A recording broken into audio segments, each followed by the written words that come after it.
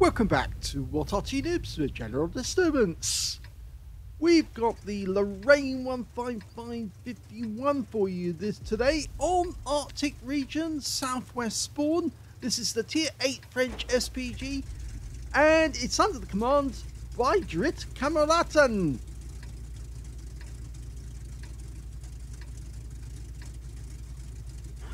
Little did I know that Drittkammeraten means shit on the Oh dear, I'm probably going to get this one demonetized by YouTube because I used a 4-letter word right at the start of the game.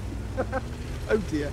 Anyway, this is the Lorraine 15551 with a 155mm howitzer. It's capable of doing 680 alpha, penetrating 45mm of armor with a burst radius of 7.6 meters. Okay, he's looking for a target. He's found one up in the north. Lines it up. Rounds out.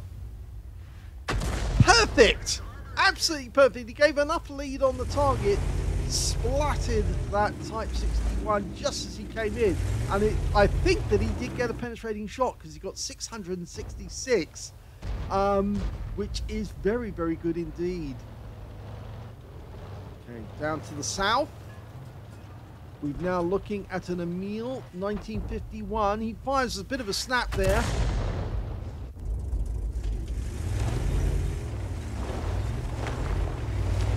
It's an interesting position that he's chosen actually on this side. It is fairly easy to see targets that are actually, or see the tracer coming out from bushes like this near the front rather than at the back. But it also does provide good angles on the enemy. In fact, at this moment, Kammeraten's, because I'll call him that now. Oh, he just hit the ST1. If he hadn't have hit the IS-6B, who was ahead of him, he would have hit the one that was behind him. But I think he was aiming for the ST1 after all. He's in a tier 9 game with tier 8 tanks in it, which means he's going to get a boost on his XP for every tier 9 that he hits. Rounds out. And it landed right next door to the IS-6B for 152 hit points of splash. There's two Arty Eva team. The enemy team's got an FB3805 and a Lorraine 15551. Our team has got an M53 M55 and of course Drittkammeraten in the Lorraine 15551. Okay. Trying to get a shot on this Hori 2. Unfortunately, just wiped out our TNH. He's trying to line up the shot ahead of target. That's it. Let them walk into it. Direct hit. 240. Half the problem with trying to aim at a target is actually knowing where to aim the reticule. Usually, the best thing to do is actually aim ahead of a target as they're driving into it, and just let them drive into the shell. You fire it slightly ahead, just as Drittkammeraten did with that Type 61, timing the shell to perfection, and that one went right into the side of the vehicle, the side of the casemate, so that's really hurt him. 275 hit points of damage off that one alone. And the IS-6B, well, he's headed for the water actually, and I think that might be a big mistake. Okay, this is good, because now we've got two tanks to fire at the same time. The BZ-76 has suffered no damage yet, and oh, that one, he didn't aim ahead, he aimed behind, and the Hori managed to get out of the line of fire. Now that ELC has just got wounded, and it did track him and spun him round, and he's out the game. Now I think we're going to probably hear that the IS-6B is drowned, because he went straight for the water edge to try and get at Arudez, and we haven't seen him since. More than likely he's struggling trying to get or keep above water. Okay, two enemy tanks coming in from the north. One of them's the Type 61 we aimed at before, who dives into cover as quickly as he can. The other one is this BZ. Oh, it's not a BZ, it's a CS52 List, the Fox. And he's managed to take a hit for 214 hit points. Okay, there's the Type 61 coming in. We're not loaded yet. He's trying to line up the shot ahead of targets. trouble is when that happens, you're constantly getting reticule in. Okay, he stopped suddenly. Rounds out. Splashed him for 161. He's stunned. And now he's taking damage, and that helps. So a nice healthy dose of stun assist there for 480. Meanwhile, the enemy's got a 263, and he's just going down into the dip. Now, can we get a shot on this guy? Well, we're almost loaded. And we've got a red line obstruction. It's that rock. Can't get a shot on him. Can get a shot on this T-54E1. Lining it up. Ahead of target. Work out where they're going. Okay, this guy's moving forward. There's the BZ. Can hit him. Rounds out. Oh, and the shell goes high and to the left. Not what we wanted. And they just lost their SU-130 PM. We're one tank down on the enemy at the moment. The attack that's coming in from the ice road is, well, fairly successful so far, except they're now starting to lose tanks. Can we get a shot on this BZ? Rounds out. This should be better. It is. 210. I say it should be better because, of course, he was steady before he shot. With the other shots, he was actually moving the reticule about quite a lot, and it didn't have time to stabilize before he shot. Okay, that 263 is still in the dip, but I think he's surrounded now, so he can't really get out of there. Okay, there he is. You can see that he's trying to get out of that dip area now, because the unfortunate thing is he's surrounded. He's got tanks above him, a Strib 1030. Sorry, he keeps changing his view. Drittkammeraten, he keeps changing the view. It makes it very difficult to watch. Oh, direct hit! He hit the BZ-176. He was hiding behind a bunker.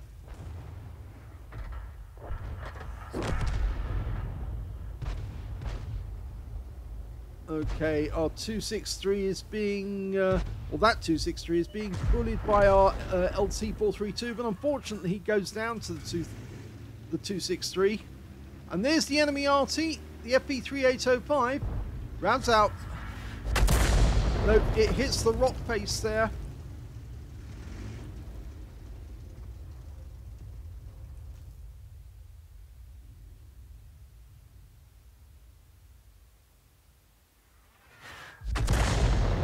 That was a shot from the M53, M55. The BZ-176 doesn't want to come out from behind that bunker, because if he does, he's likely to get hit.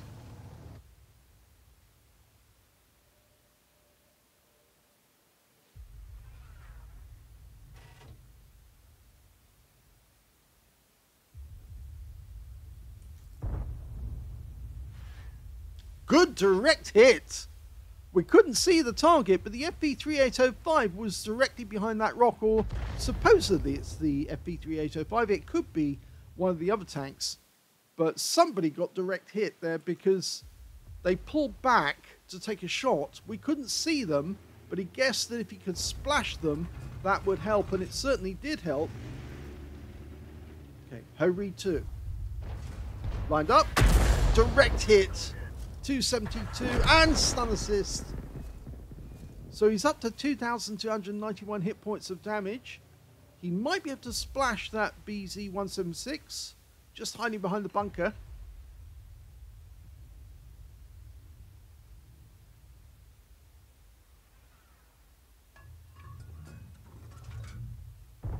Fires one in. Oh, enemy RT's located us. Now, even though he did get stunned, he didn't lose any hit points. So you notice he did the right thing. He moved forward, because you're faster going forward than you are going backwards. And so by going forwards, you've got a much better chance of getting out of the splash zone. Okay, BZ-176 just derped one of our teammates in the strip with his big 16-centimeter gun. The Strib's having difficulty trying to line up, and he just got hit by the enemy RT, the Lorraine. And he goes down, the BZ goes down, which means we got the stun assist because we fired that shot in. And now we're changing position quickly to avoid counter battering. Also to get a better angle on the enemy. Okay, so there's only 3 enemies remaining. They've got a Forest Spirit, the FV3805, who's just been located. And yes, he is badly damaged, so he did take a hit. He was trying to aim. He pulled out from the side of that rock. And there's the shot. Sorry the aim keeps changing, but Drittkammeraten keeps changing his viewpoint and coming out of Arty view. And that causes the battle assistant I'm using to reset and go to close mode. So you can't see the target. I have to keep pulling back out. That's the reason why the camera view keeps changing. I know some have complained and said it's unwatchable if it's too keeps changing all the time. There's only 2 enemies left. The FV3805 is still alive, but not for long. He's just got stunned by the M53, M55, and behind him is the Forest Spirit. Well, our teammates are back at the enemy cap area, and I get the feeling Drittkammeraten has decided he's going to go Rambo on us, and he's going to drive round and take out that FV3805 from a different angle. It's very difficult for the enemy to counter somebody in an Arty who's determined to take you out. In fact, yeah, he's coming up behind the guy. This is where it gets funny. But he's got to watch out. That Forest Spirit is only a short way away. He might get spotted. He's going to ram him up the rear. Oh! That's a shotgun. He did suffer some damage from his own shell, 230, but that was also a prostate examination of the highest order. And that's the end of the game.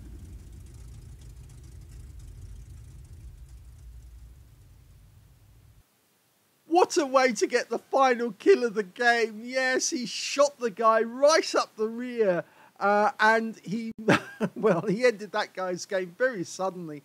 I think the FV3805 was totally focused on our teammate who was just behind the rock, and he just totally didn't pay any attention to the Arty that was coming up behind him at that moment with a very high caliber gun. And Drittkammeraten actually took a fair amount of damage from that shot at close range. He got splashed by his own shell.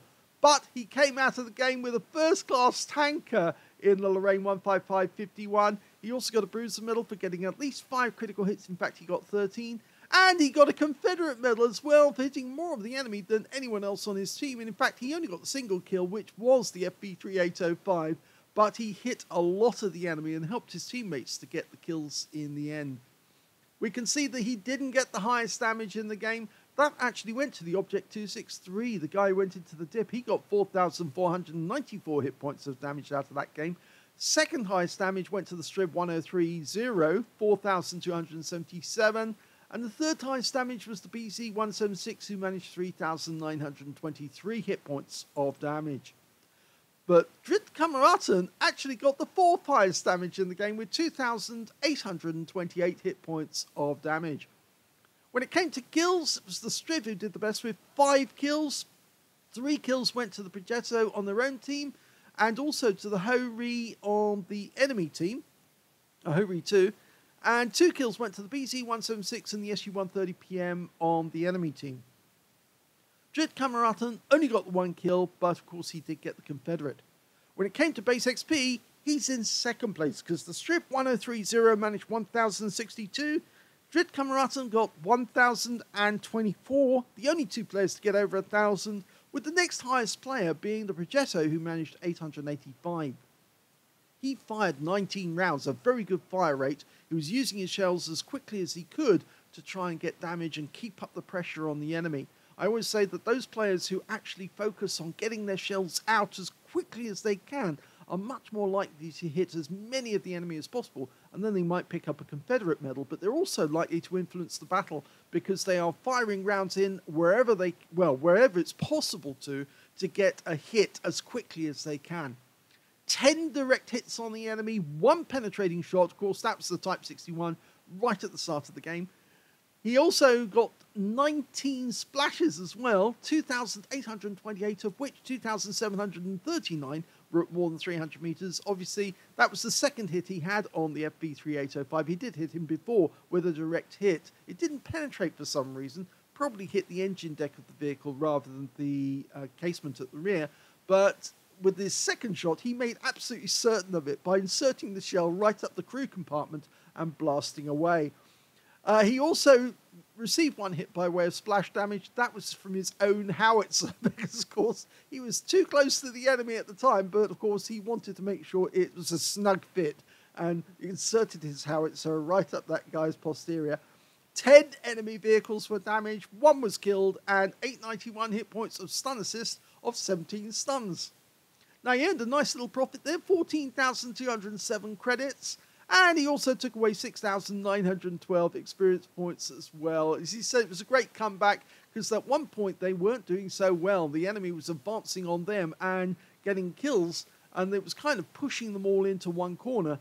But it was a comeback because they did actually manage to overcome the enemy attack, and in no small part down to Drittkammeraten's blasting away at the enemy, stunning them, stripping them of their hit points, and then letting his teammates kill them immediately afterwards. I hope you enjoyed that replay. If you did, please give this video a like, do subscribe to our channel, leave a little comment down below because it feeds the algorithm, and thank you for watching.